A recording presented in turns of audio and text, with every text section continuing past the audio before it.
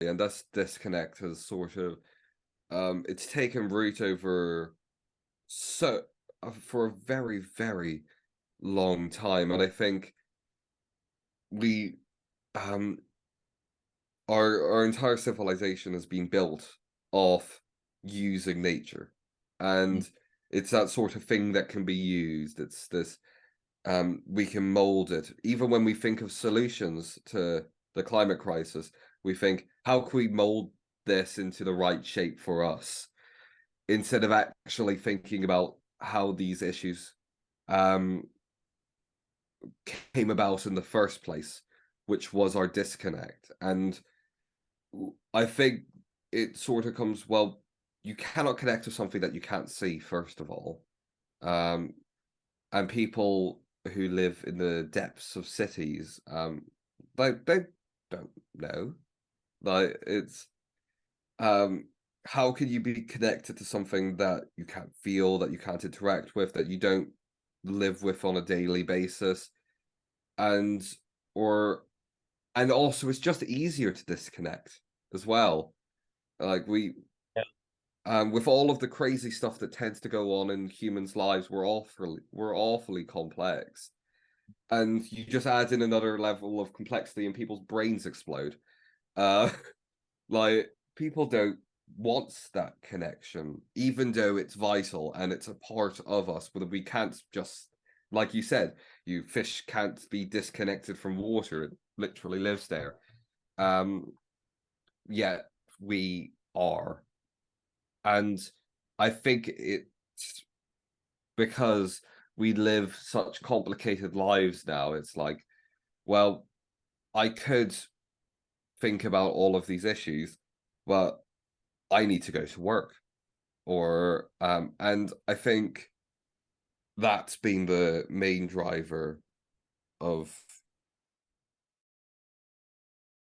our disconnect, is not having the or being allowed to have the mental space to even think about connecting. Mm. Yeah. So I guess kind of kind of going on from that, what would you say kind of it's obviously very difficult, but kind of how can we what steps can we take to kind of reconnect with nature kind of on a wide scale? Kind of what do you think would be the best way of doing that? I mean, it's obviously a very difficult question again, but kind of I think there are some small steps that can be taken to kind of build up to that thing. I I can think, I actually don't think it's that well, it's the solution is quite easy. Getting to that solution is the difficult bit. The yeah. solution is everybody's out in nature a lot more. Like getting outside a lot more, because you can't get connected to something if you can't see it, or you can't be with it, or you can't live with it. You absolutely cannot have that connection that way. And but then the problem with that is that how do you get people outside? Let's say you're working until you drop, or you it takes too much money to get um outside. So it's all about creating opportunities for people to get out into nature. And I think connection comes with uh, both expression and observation. Um, and by that I mean, like with the observation, you, as I said, you need to see it to believe it. God, that's so cringe. Um, oh, I can't believe I said that. But you do need to. Oh, that actually physically hurt me. You need to get outside and actually see it. And then express is that you need to go tell people about it. It needs to become a part of your psyche. You create art about it, you talk about it, you do whatever you want with it, as long as you're doing something with it. It's like a language. You can learn the language, like you observe how the language works, you build it all together, but you're not going to know that language until you actually speak it to another person properly. Other Or you write with it. Otherwise, it's just a bunch of syllables that have been tossed together with absolutely no meaning. Um, like you understand it on an intellectual level, but you have absolutely no idea how it works on that person to person and that complete system level.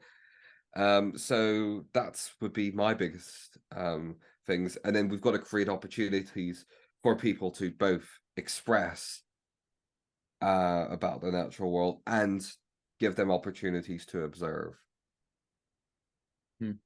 Yeah, that's true. And I think another thing is kind of that we need to build nature back into our kind of society, into how we do things, kind of.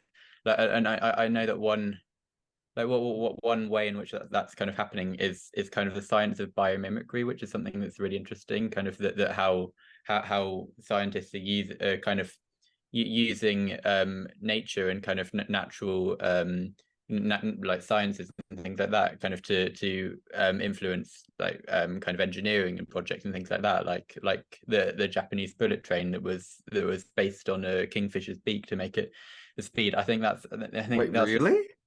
yeah, Well, that's so cool. Yeah, and there's so many examples of that. I've heard of kind of things like that. I think that's such a cool way of kind of bringing nature back into our society and kind of recognizing that, like, that a lot of the things that we've created were kind of found in nature first, like kind of like our inspiration, it comes from nature because we came from nature. Like it has to, nothing else. There's nothing else that it can have come from. So yeah, I really love that. I kind of think that's just kind of a great way of kind of reconnecting with the natural world. Yeah. And continuing on with the Tokyo train system and showing that we're also connected to the natural world. Have you seen the slime mold experiment? Where they put down the breadcrumbs and the slime mold makes the entire Tokyo railway system, like precisely they're up to the equal efficiency, which is for a thing with no brain is quite incredible. With really... and so whenever we copy off nature, nature copies of us, we all sort of find these ideas that exist within the natural world inherently, and we sort of, and animals, creatures, slime molds, we don't actually know what the hell they are. Humans, we all sort of stumble onto these solutions that exist already in the natural world.